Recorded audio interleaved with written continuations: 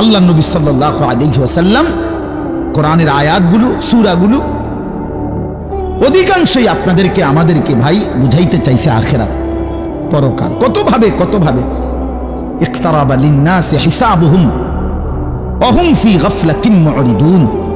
আল্লাহ তাআলা বলে, বান্দা হিসাবের সময় তো কাছাইয়া গেল, আখিরাত তো চলেই আসলো, কিয়ামত তো চলেই আসলো, আজও তো তুমি গাফিল হয়েই রইলা।